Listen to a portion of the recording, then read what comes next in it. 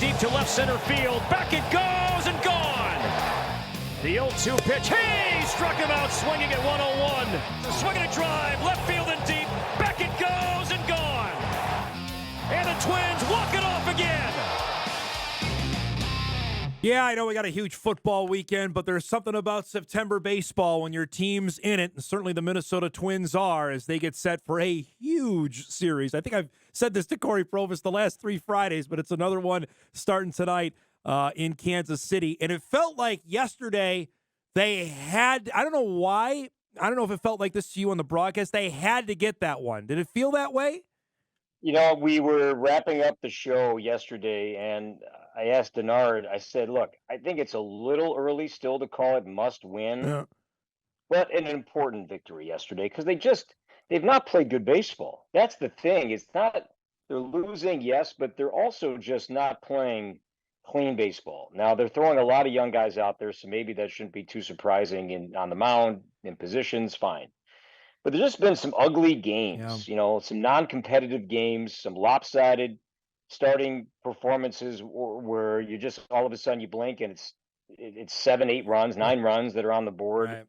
So to get out yesterday and race out to a 4-0 lead, I thought they would win rather easily yesterday, but it was still a stressful game. But the Twins had their top pitchers ready to go. It began with Pablo, then Jax, then Duran.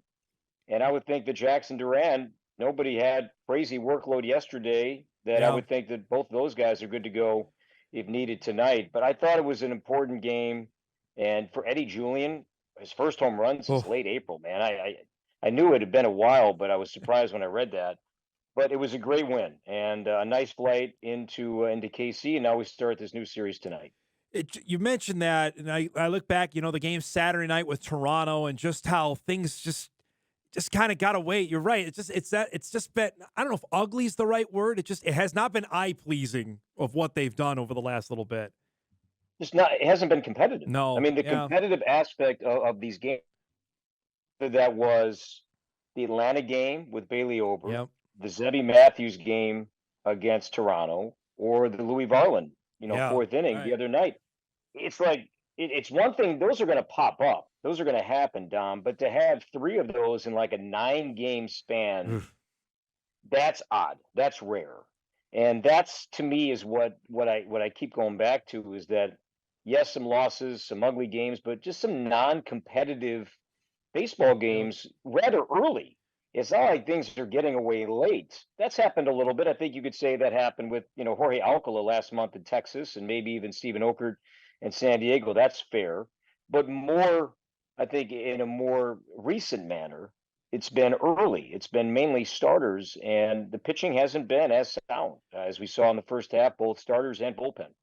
So now it's a set for Kansas City, and being before the game, Cory, I felt you had a bevy of news that happened. Let's start with the Max Kepler situation, and he's been dogged by this for a bit. I guess I'm not surprised, but I know you're asking you to play doctor on television. Is this long-term, or is this something that he can come back from relatively quickly?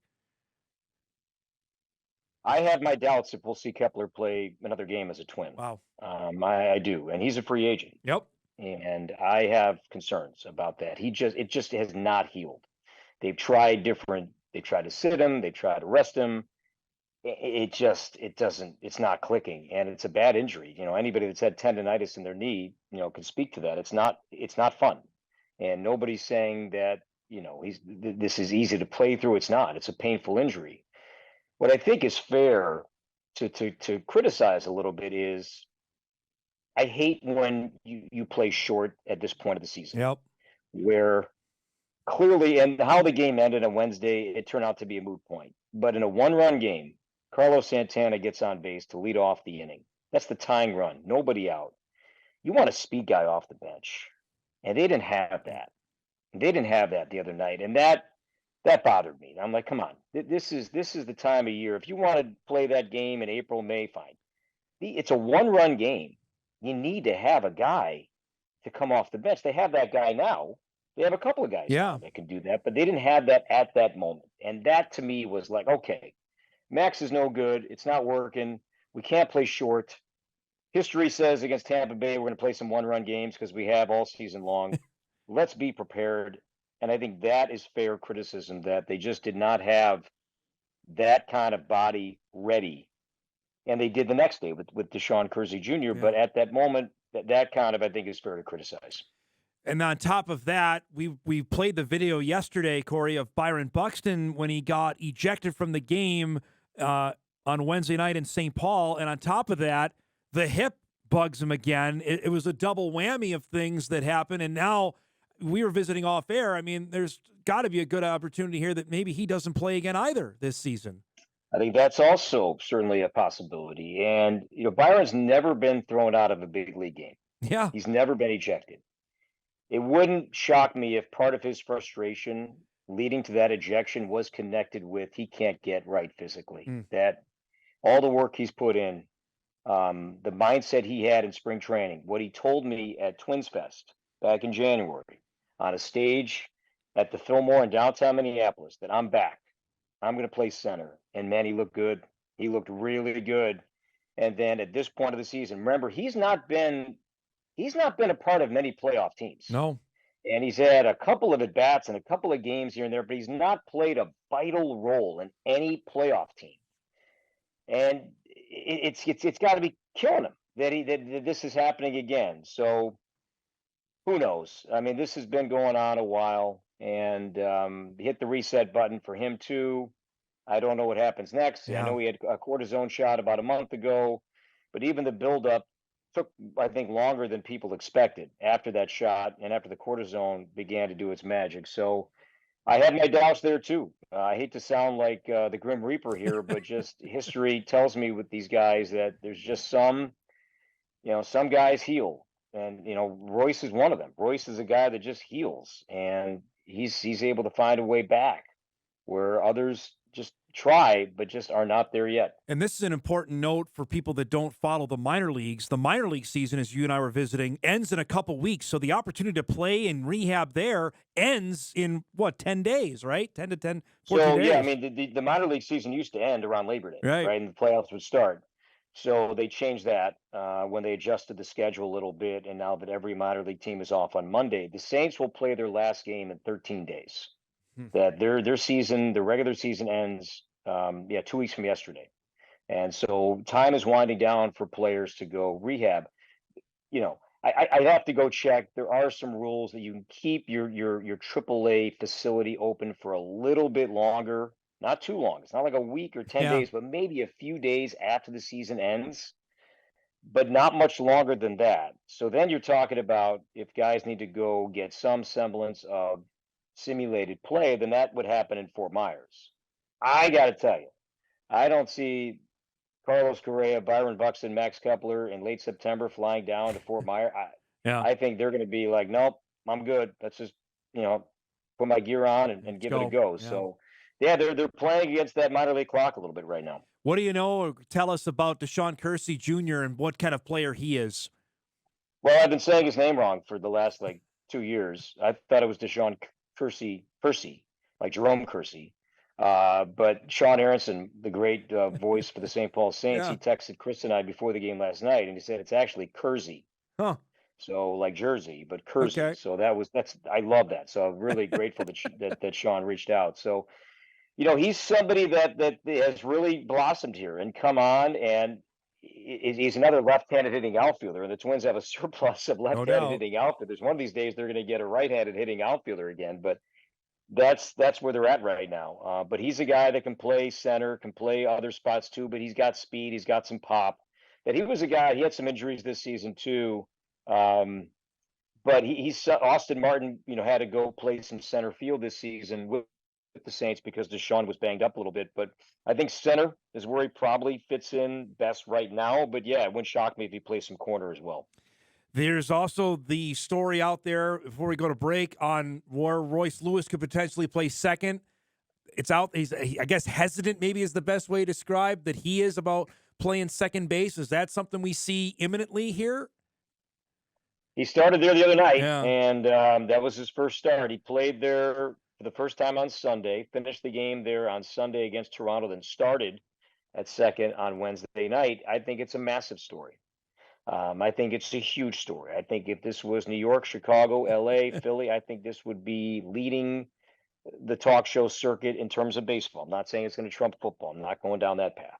But I think it's a big story when you have a guy, number one overall pick, bright shining star on your team in the game, saying that he's terrified of playing a position, and he's playing that position this late in the season. I think it's a big deal. I do. But Rocco, he is a big believer in some lineup flexibility, and outside of Carlos Correa, and this may change too. I mean, Carlos is a shortstop, but guess what? Yeah. I don't know if his foot will allow him to play short when he comes back. He might have to play some third. I don't know. He might have to DH. I have no idea what this is going to look like if Correa comes back. But outside of, maybe Correa and maybe Buxton, Buxton's not playing corner outfield. No. Everybody else moves around. Christian Vasquez had to play a game at third. Eddie Julian has to play some first once in a while. Wallner, Larnach, they play both corners. Kepler had to play center when he was younger. And I think they're trying to figure out what their best lineup is against righties. And their best lineup against righties is to get everybody in. That includes Jose Miranda. That includes Carlos Santana. That includes Wallner. That includes Larnach. That includes the switch hitting Willie Castro. So where are you going to play him? Yeah.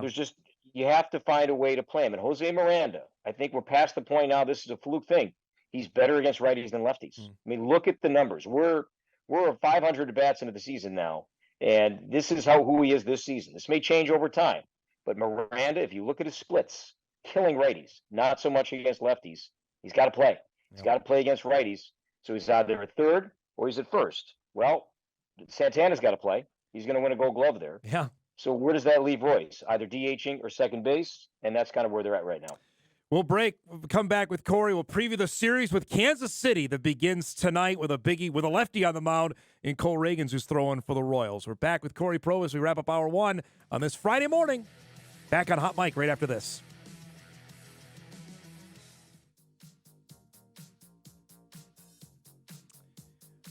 Back here with Cory Provus as we wrap up our first hour. His appearance is brought to us by Welton's Tire Service out of Lisbon. Always appreciate their sponsorship of this segment.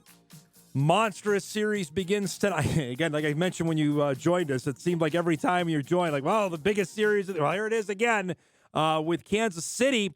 And after we thought they were the hottest team going, then they lost 7 in a row, which is head-scratching for a team that has as much talent that they have. They have been probably the healthiest team in the American League all year up until the last 3 weeks. Yeah. Yep. And then injuries have kind of hit, and none bigger right now than losing Vinny Pasquantino for the season with a broken thumb. Yep. It was protection for Bobby Witt Jr. hitting third, and then Sal hitting fourth. There was some magic happening there, and Pasquantino was among the league leaders in RBI, great with runners in scoring position. So that's a big hit that Kansas City is dealing with right now. But the run scoring's been down. The lack of hitting with runners in scoring position has been down. The Royals have been the best team in baseball all year in that category. They've fallen off there just a little bit. But injuries have kind of hit them a little bit. But they were active too. Before the calendar flipped to September, they claimed Yuli Gurriel to help out at first base. He's day to day with a hamstring injury. But Tommy Pham, Twins can't stop seeing Tommy Pham this season. They've seen him now with the multiple different teams, White Sox, Cardinals, and now they'll see him again with the Royals. He's batting leadoff. He had a big 3-run homer the other night to help the Royals end their losing streak in 7 games. So Pham's hitting leadoff. Paul DeYoung, I thought, was a good pickup. He's been swinging the bat well for Kansas City. But even some of their bullpen numbers are climbing a little bit. That's been a little shaky, that area. Yeah. I love the move they did getting Lucas Erceg from Oakland. Yeah. They get him for 5 more years. That was a great move. But the bullpen ERA during the losing streak was high. And so that's the ticket right now, is to get Cole Reagans out of there tonight as quickly as he can. Easier said than done. Yeah. And then do your work against the bullpen right now. 6 games up in the loss column in the wild card race. Are you looking at that now? Is it time to start paying attention to that? We've got 3 weeks left, because it's still so volatile, but there's some gap there between the Twins, the Red Sox, the Mariners. The Red Sox are fading, so I'd say the Mariners and the Tigers now. Tigers are the team to me to keep an eye on, okay, here, because you see the way they won last night? Yeah. 9th inning, down 3-0, bases loaded, 2 outs against against the Padres closer, and Parker Meadows hits a grand slam in San Diego. Yep. To win that game. They've got some magic happening. Had a great month of August, some dramatic wins here so far in September. Keep an eye on them here a little bit. They could be a team that goes on a little bit of a run here. I'm glad the Twins are done with them. You don't want to play them right now. They're hot right now. So yeah, I mean, I'm paying attention to it, but to me, the Twins, if they play just 500 baseball here, Dom, the rest of the way, they're going to be in. I'm not going to say that's going to win the division. That's going to take a run here. Cleveland is playing in LA tonight. They got the Dodgers at Dodger Stadium starting tonight. But the Twins, they don't have the tiebreaker over Cleveland. It's still have 4 games to play in Cleveland coming up, so it's not insurmountable. It's still there, potentially there. But yes, I mean, the playoff situation looks quite positive right now, but the Twins don't have their team. I mean, they just don't have their team, and it doesn't look like they're going to get anybody of significance back anytime soon. We know that Joe Ryan's done for the year, and as we talked about last segment, I have my doubts about Buxton and Kepler too. We were visiting off air. The rest of the schedule for this month only consists of 2 days off.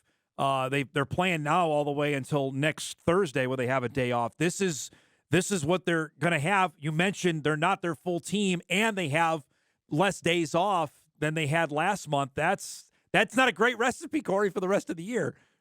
And I thought that with adding Louis Varland to the team in that role that he's now in, and I don't know if the next time Louis' turn, he might be available out of the pen tomorrow, Sunday. I don't know. Yeah. They're really kind of not saying too much about Varland in terms of possibly starting or staying in the pen.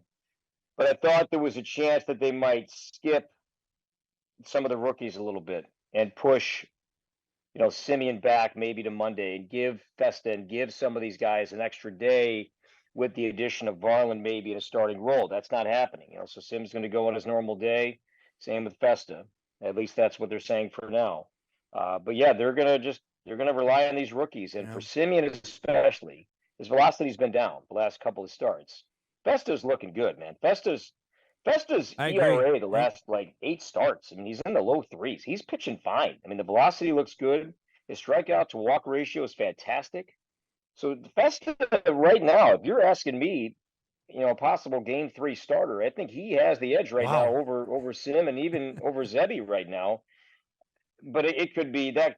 To me, if they're in that wild card game and they're playing a best out of 3, either in Houston, in Baltimore, or New York, it is all hands on deck. We know that Pablo and Bailey are going to start the first 2 games. In Game 3, who knows? It's going to be a buffet of arms that would go in that game in any possible order. So we'll worry about that when we get to it. But Festa right now seems to be peaking at the right time. This is a big start for Zebby here tonight, is it not? After what happened Saturday.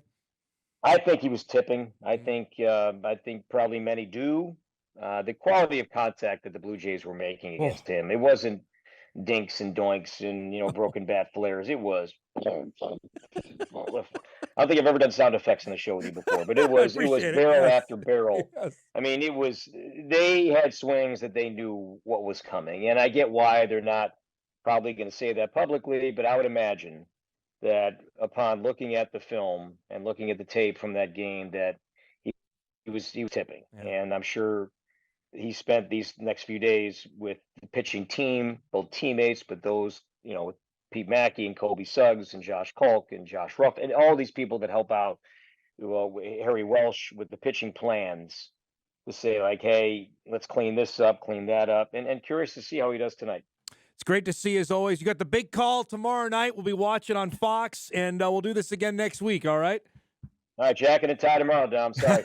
Sounds good. Thanks, Cory. Cory Provus, voice of the Minnesota Twins on Bally Sports North. Again, a reminder, tonight's game is on Apple TV. Saturday night, tomorrow night, that's on Big Fox, but Corey's calling the game with Eric Karros, and they're back on Bally on Sunday to wrap it up, and then they're back home for a stretch. You saw the calendar, what they have coming after this weekend with the Angels, then an off day, and then the Cincinnati Reds. So they got a stretch here against some teams that are out of it. They got to start playing better baseball, and his appearance is brought to us by Welton's Tire Service. We thank them. We'll break. We come back. Big second hour on tap, including the newest minted U.S. Hockey Hall of Famer, Moorhead's Matt Cullen, when Hot Mike Hour 2 begins after this.